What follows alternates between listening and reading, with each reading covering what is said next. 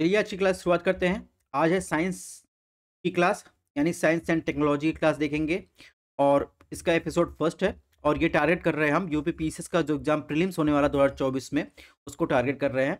और ये एक जीएस रिवीजन सीरीज है, यानी इसमें हम साइंस एंड टेक्नोलॉजी का रिवीजन करेंगे। कैसे?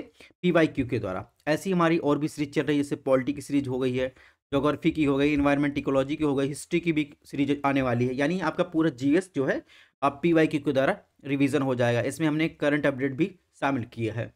बात करें क्लासेस की अपडेट अगर चाहिए या पीडीएफ आपको नीड हो, तो आप हमारा टेलीग्राम चैनल और व्हाट्सअप पेज जो है स्कैन करके या फिर स्टडी एंड आईएएस नाम से सर्च करके ज्वाइन कर सकते हैं। क्लासेस पसंद आ रहे सब्सक्राइब भी कर सकते हैं। चलिए क्लास की शुरुआत करते हैं। सबसे पहले क्वेश्चन को देखते हैं। 2018 में पूछा गया और ये एक ऐसा क्वेश्चन है कि कई सारे एग्जाम में ओजोन गैस से बार बार सारे क्वेश्चन आए हैं। तो इसने पूछा है कि अल्ट्रा वायलेट जो रेडिएशन होती है, यानी सूर्य के प्रकाश से जो पराबैंगनी किरणें निकलती हैं, उनके कारण आप देखेंगे विकिरण के कारण निम्नलिखित में क्या उत्पन्न करता है। ठीक है, आप देखेंगे कार्बन डाइऑक्साइड, कार्बन मोनोऑक्साइड, ठीक है, ओजोन या फ्लोराइड्स। तो आप देखेंगे अगर आपको बात करें तो इसमें ओजोन आंसर सही है। लेकिन देखिए कैसे ओजोन बनता है। तो जो सूर्य के प्रकाश से आप देखेंगे जो अल्ट्रा वायलेट रेड होती है, तो समताप मंडल पर पहुंचकर आप देखेंगे फोटोकेमिकल प्रक्रिया के माध्यम से देखेंगे ऑक्सीजन के अणुओं में विभाजित हो जाती हैं। ठीक है, और इससे आप देखेंगे एक नवजात ऑक्सीजन बनता है, यानी आप देखेंगे O3, जिसे क्या कहते हैं, ओजोन कहते हैं। ओजोन के कारण आपको पता है कि ओजोन जो गैस होती है वो परावैंगनी किरणें पृथ्वी की सतह में प्रवेश करती हैं। ठीक है, इसी कारण आप देखेंगे ओजोन डिप्लीशन आपको देखने को मिलेगा और जीवों को नुकसान पहुंचाती हैं। कुल मिलाकर कहने का मतलब, जो अल्ट्रा वायलेट रेड से रिएक्शन करके जो गैसेस बनाती हैं उसे क्या कहते हैं, O3 या नवजात ऑक्सीजन या ओजोन गैसेस कहते हैं। ठीक है, नेक्स्ट क्वेश्चन की बात करें। क्वेश्चन नंबर 2 में क्या पूछा है? निम्नलिखित में आप पूछा है, यहाँ पेयर होना चाहिए। निम्नलिखित में आप बताओ कौन सा जोड़ा सुमेलित नहीं है? रेटनिंग, पनीर, ठीक है, जेनेटिक इंजीनियर प्लाज्म, सुनहरा चावल यानी गोल्डन राइस की बात करें उसमें विटामिन ए, ओजोन परत, क्षोभ मंडल। देखिए एक ही साल 2018 में ये भी क्वेश्चन पूछा गया है। ओजोन मंडल से देखिए 2 क्वेश्चन आए हैं, यानी ओजोन परत से 2 क्वेश्चन आए हैं। ठीक है, तो ओजोन परत कहाँ पाई जाती है? क्षोभ मंडल में नहीं पाई जाती, बल्कि आप देखेंगे ओजोन जो लेयर होती है, यहाँ पर देखिए ट्रोपोस्फियर, यहाँ पर देखेंगे क्षोभ मंडल हो गया, इसके बाद क्षोभ सीमा, ये स्ट्रेटोस्फियर, स्ट्रेटोस्फियर की निचली जो परत होती है, यहाँ पर आप देखेंगे, यहाँ पर आपको पाई जाएगी ओजोन लेयर। ओजोन लेयर जो आप देखेंगे, ये जो है यहाँ पर ओजोन लेयर पाई जाती है, यानी समताप मंडल के निचली, यानी समताप मंडल में पाया जाता है ओजोन परत। इसमें ऑप्शन डी जो है सुमेलित नहीं है। ठीक है, इसके अलावा देखेंगे जैसे आप सतह से ऊपर की तरफ जाएंगे तो तापमान में कमी आती है। ठीक है, जैसे ओजोन लेयर के पास आप पहुंचेंगे तापमान बढ़ जाता है, क्योंकि आप देखेंगे डेंस पार्टिकल, यानी आपको गैसेस मिलेगी, यहाँ पर अणुएं मिलेंगी, तो यहाँ पर जो है डेंसिटी बढ़ जाती है, जैसे तापमान में वृद्धि हो जाती है। इसके बाद ओजोन लेयर क्रॉस करते ही तापमान में गिरावट आती है। ठीक है, थर्मोस्फेयर में जाएंगे फिर तापमान बढ़ता है, यानी डेंसिटी अगर बढ़ेगा तो तापमान भी बढ़ता है। ठीक है, नेक्स्ट क्वेश्चन की बात करें। इसके अलावा देख रहे होंगे आपको एक इसमें एक फिगर और दिख रहा होगा, एक सेकंड। इसमें देखिए अरोरा बोरियालिस, अरोरा ऑस्ट्रियालिस, ये अरोरा लिखा है। अरोरा आप देखेंगे, अरोरा क्या होता है? अरोरा बोरियालिस आपको देखने को मिलेगा आर्कटिक सर्किल के पास। ठीक है, आर्कटिक क्षेत्र में। अरोरा ऑस्ट्रियालिस आप देखेंगे, ये आपको देखने को मिलेगा अंटार्कटिका रीजन में। ठीक है, इसके अलावा ये कैसे उत्पन्न होता है? तो आपको पता है कि जो सन की जो मैग्नेटिक फील्ड होती है, यानी अर्थ की मैग्नेटिक फील्ड होती है, और सोलर की आप देखेंगे वेव, उसके कॉन्ट्रडिक्शन से जो है ये बनता है। इसको हम किसी और क्लास में आप देखेंगे, डिस्कस करेंगे। नेक्स्ट क्वेश्चन की बात करते हैं। क्वेश्चन नंबर 3 में क्या पूछा है?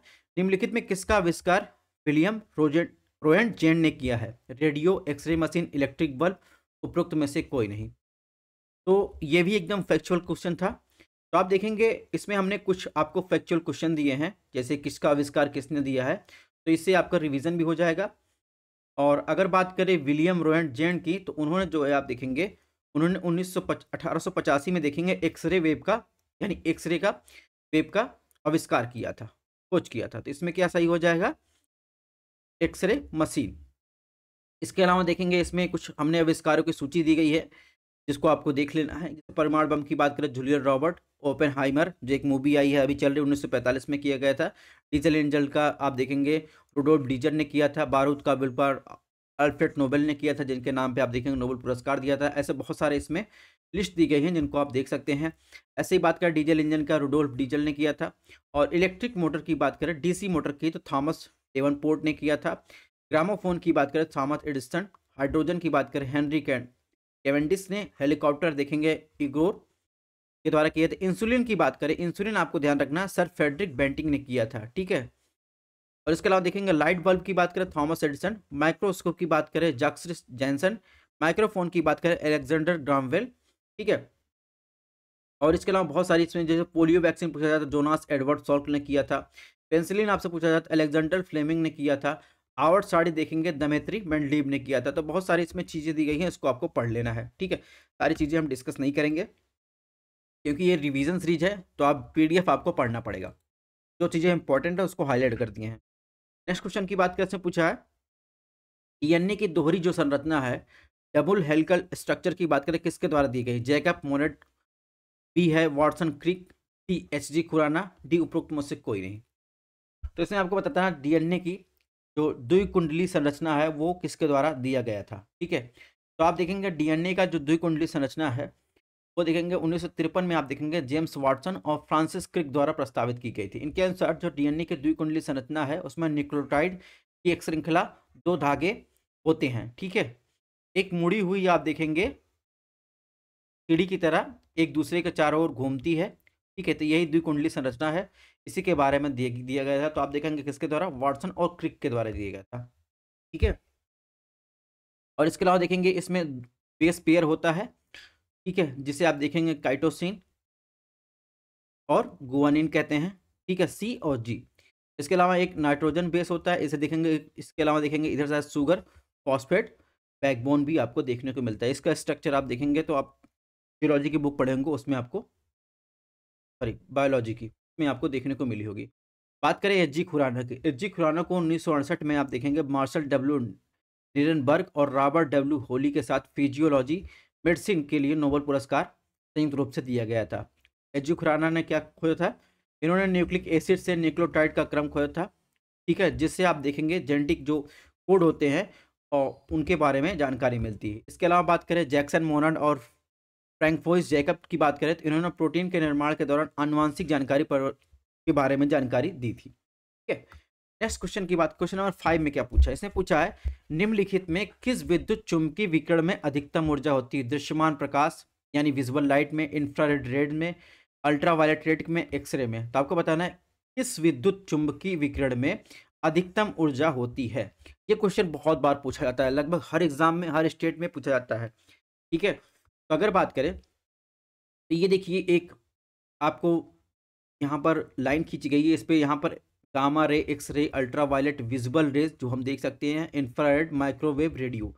आप देखेंगे इसमें जैसे जैसे आप इधर जा रहे हैं, ये तो विजिबल रेज है जो हम देख, इसके इधर जा रहे हैं, ठीक है। यानी अगर बात करें तो इधर देखेंगे तो शॉर्टर वेवलेंथ हो रही है, वेवलेंथ शॉर्टर हो रही है, इसका मतलब हायर फ्रीक्वेंसी है, फ्रीक्वेंसी का मान एफ का मान जो है ज़्यादा है। और एफ का मान ज़्यादा है तो आप देखेंगे एनर्जी भी आपको ज़्यादा देखने को मिलेगी। जैसे आप देखेंगे तो वहाँ पर अगर लॉन्गर वेव यानी वेवलेंथ लंबी मिल रही है तो आप देखेंगे लोअर फ्रीक्वेंसी है और यहाँ पर लोअर एनर्जी देखने को मिलेगी। तो आप देखेंगे सबसे ज़्यादा एनर्जी आपको किसमें, गामा रेज में दिखने को मिलेगी। उसके बाद आप देखेंगे एक्सरे में, फिर अल्ट्रावायलेट में, ये घटता हुआ क्रम है, ठीक है। अगर बढ़ती आवृत्ति क्रम में आपसे पूछा जाए तो स्पेक्ट्रम की बात करें तो radio wave, microwave, infrared, visible light, परावैंगनी रेड, एक्सरे, गामा। तो ये बढ़ते फ्रीक्वेंसी यानी फ्रीक्वेंसी, ये फ्रीक्वेंसी बढ़ रही है यानी इसकी जो एनर्जी है वो भी बढ़ रही है। तो कुल मिलाकर इसमें क्या सही होगा, एक्सरे। अगर गामा रे दिया होगा तो गामा रे होता, ठीक है। तो ये चीज़ें आपको ध्यान रखनी है क्योंकि क्वेश्चन कई बार इससे पूछे जाते हैं, ठीक है। तो यहाँ पर क्रम भी मैंने दे दिया है कि बढ़ती आवृत्ति यानी बढ़ती आवृत्ति का मतलब यहाँ पर हायर एनर्जी की भी बात कर रहा है, उसके क्रम में ये दिया है सब, ठीक है। रेडियो, माइक्रो और इसके अवरक्त, दृश्य, परावैंगनी विकिरण, एक्सरे, गामा। सबसे ज़्यादा हाईएस्ट एनर्जी किसके पास है, आप देखेंगे गामा रेज के पास है, ठीक है। गामा किरणों की मैं बात करें सबसे अधिक ऊर्जा सबसे छोटी तरंगदैर्घ्य, ठीक है। यहाँ पर देखेंगे तरंगदैर्घ्य जो है सबसे छोटी होती है और सबसे अधिक आवृत्ति देखने को मिलती है, ठीक है। नेक्स्ट क्वेश्चन की बात करें, क्वेश्चन नंबर 6 में क्या पूछा है, इसने पूछा है मीथेन निम्नलिखित में किससे उत्सर्जित होता है, केवल धान के खेत में, ऑप्शन बी केवल दीमक के घर में, ऑप्शन सी ए और बी दोनों में, ऑप्शन डी उपरोक्त में से कोई नहीं। ये एक ऐसा क्वेश्चन है मेथेन से हमेशा क्वेश्चन आता है, ये क्वेश्चन आउट है। कुछ क्वेश्चन ऐसे हैं साइंस एंड टेक्नोलॉजी की बात करें, इन्वायरमेंट की बात करें तो वो क्वेश्चन आउट है, खासकर मेथेन उत्सर्जन से क्वेश्चन पूछा जाता है। तो आप देखेंगे मेथेन तो धान के खेत से, अगर एग्रीकल्चर एरिया में देखेंगे, एग्रीकल्चर से सबसे ज़्यादा मेथेन जो है आप देखेंगे धान की फसल से होता है, ठीक है। अगर इसमें दो ऑप्शन दिए, दीमक के घर से भी आप देखेंगे मेथेन का उत्सर्जन होता है। कहने का मतलब बात करें तो मेथेन का उत्पादन कोयला, प्राकृतिक गैस यानी नेचुरल गैस की बात करें, ठीक है। अभी नेचुरल गैस के बारे में भी क्वेश्चन अलग से पूछा गया था, उसको भी डिस्कस करेंगे। तेल उत्पादन परिवहन के दौरान किया जाता है। और इसके अलावा बात करें मेथेन के अन्य उत्सर्जन के साधन की बात करें तो आप देखें पशुओं से, दीमक से, अन्य कृषि पद्धतियों में धान के खेत से, नगर पालिका का जो ठोस लैंडफिल होता है वहाँ से जैविक कचरे के क्षय से परिणाम स्वरूप होता है। तो कुल मिलाकर आप देखेंगे तो सबसे ज़्यादा जो मीथेन का उत्सर्जन ओवरऑल होता है वो नेचुरल गैस एंड पेट्रोलियम से होता है, ठीक है। तो इसमें जो ऑप्शन सही हो जाएगा ऑप्शन सी सही हो जाएगा। वहीं एक बार नेचुरल गैस से पूछा था प्राकृतिक गैसों में मुख्य गैस कौन सी है, तो उसमें दिया था एथेन, प्रोपेन, ब्यूटेन, मेथेन। तो प्राकृतिक गैसों में सबसे मुख्य गैस होती है वो है मेथेन, CH4, ठीक है। ये आपको दिमाग में ध्यान रखना है। अगर जब भी आपसे पूछा जाए नेचुरल गैस में मुख्य गैस कौन सी है तो आपको लगाना है मेथेन। मेथेन वो है मुख्य गैस है प्राकृतिक गैसों में। प्राकृतिक गैस क्या है, वो एक गैसों का मिश्रण जिसमें हाइड्रोकार्बन से भरपूर होती है, यानी सभी गैसें, जैसे मेथेन की बात करें तो एथेन की बात करें, प्रोपेन, ब्यूटेन हो गया, ठीक है। और इसके अलावा नाइट्रोजन हो गया, कार्बन हो गया, ठीक है, इन कार्बन डाइऑक्साइड हो गया, इन सब में जो है ये क्या है नेचुरल गैसें होती हैं, ठीक है। इसमें देखेंगे एनर्जी कंपाउंड दिया है, नॉन एनर्जी कंपाउंड दिया है, ठीक है। नॉन एनर्जी कंपोनेंट में नाइट्रोजन, कार्बन डाइऑक्साइड हो गया, हाइड्रोजन सल्फाइड हो गया, हीलियम हो गया। और एनर्जी कंपोनेंट की बात करें तो इसमें देखेंगे तो ब्यूटेन, प्रोपेन, एथेन, मेथेन। बस आपको इसमें ध्यान रखना है कि मेथेन जो है वो प्राकृतिक गैसों में यानी नेचुरल गैसों में मुख्य गैस की भूमिका में रहता है, ठीक है। सबसे ज़्यादा मेथेन पाई जाती है। इसके अलावा बात करें क्वेश्चन नंबर 7 की बात करें, इसमें पूछा है निम्नलिखित में कौन सा तत्व अर्धचालक यानी सेमी कंडक्टर है, यानी which of the following elements is a semiconductor. Aluminium, silver, silicon, lead. यानी चांदी, सिलिकॉन, आप देखेंगे शीशा और एल्युमिनियम की बात कर रहा है। अगर आपसे सेमी कंडक्टर पूछा जाए तो चांदी तो कंडक्टर है, ठीक है, विद्युत का चालक है। सेमी कंडक्टर की बात की जाए, सेमी कंडक्टर में आप देखेंगे तो सिलिकॉन हो गया, ठीक है, जर्मेनियम हो गया, ठीक है। तो ये देखो क्या हो जाएगा, और सी वाटर हो गया, ये सब क्या हो जाएगा अर्धचालक हो जाएगा। इसके अलावा भी देखेंगे तो ये जो आवर्त सारणी में आप ये सब देख रहे हैं, जर्मेनियम हो गया, सिलिकॉन हो गया, तो ये सब क्या है, ये सब सेमी कंडक्टर की श्रेणी में आता है। इधर आ जाएंगे इंसुलेटर आ जाएगा, ठीक है। यानी इंसुलेटर का मतलब ये डिफिकल्ट होता है कंडक्टिविटी इलेक्ट्रिसिटी जनरेट करने में। इधर आए जाएंगे हाई आपको कंडक्टिविटी मिलेगी, ठीक है। तो कुल मिलाकर आप देखेंगे इसमें क्या हो जाएगा सिलिकॉन, ठीक है।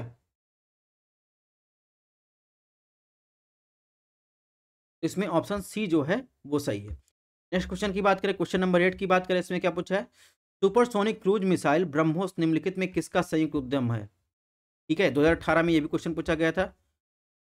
भारत रूस, भारत चीन, भारत इजराइल, उपरोक्त में से कोई नहीं। तो आप देखेंगे जब ये सुपरसोनिक क्रूज मिसाइल जो ब्रह्मोस है, ये आप देखेंगे भारत और रशिया के बीच ये संयुक्त उद्यम है। नेक्स्ट क्वेश्चन की बात करें, इससे भी बहुत ज़्यादा क्वेश्चन पूछे जाते हैं, इसको आपको ध्यान रखना है। निम्नलिखित में कौन सा द्वितीयक प्रदूषक है, smog, carbon monoxide, carbon dioxide, fly ash. प्राथमिक प्रदूषक, द्वितीयक प्रदूषक से बहुत ज़्यादा क्वेश्चन आते हैं, चाहे उसको इन्वायरमेंट पे रख लीजिए या फिर जो है साइंस एंड टेक में रख लीजिए।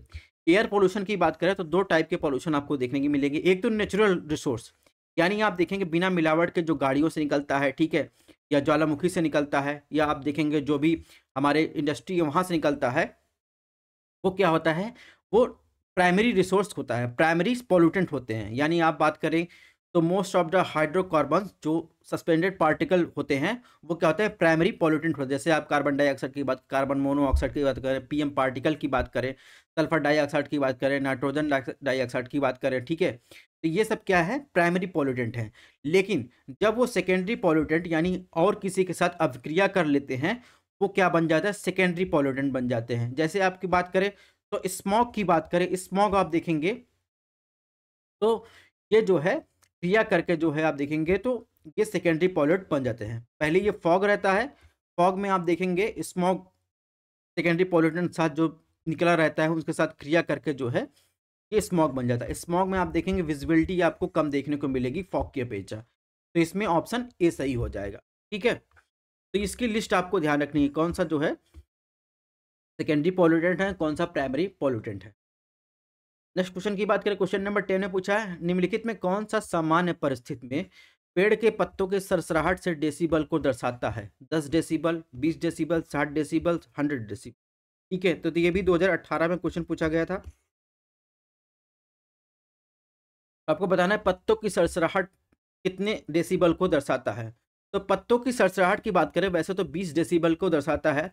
इसके अलावा अगर बात करें तो डेसिबल क्या है? एक लघुगणक इकाई जिसका उपयोग ध्वनि के स्तर को मापने के लिए किया जाता है। ठीक है, डेसिबल पैमाने पर 10 के स्तर में वृद्धि का मतलब होता है कि एक ध्वनि वास्तव में 10 गुना अधिक तीव्र शक्तिशाली है। ठीक है, फुसफुसाहट यानी जो हम लोग फुसफुसाहट बात करते हैं वो 30 डेसिबल होता है। एक सामान्य बातचीत कितना होता है? 60 डेसिबल होता है। समय की लंबी अवधि में 70 डेसिबल से अधिक शोर हमारी सुनाई यानी जो हम सुनने की क्षमता है उसको नुकसान पहुंचा सकता है। और सामान्य परिस्थिति में आप देखेंगे पत्तों की सरसराहट से 20 डेसिबल इसकी जो है ध्वनि की ऊंचाई होती है। तो ठीक है, ये डाटा भी आपको ध्यान रखना है।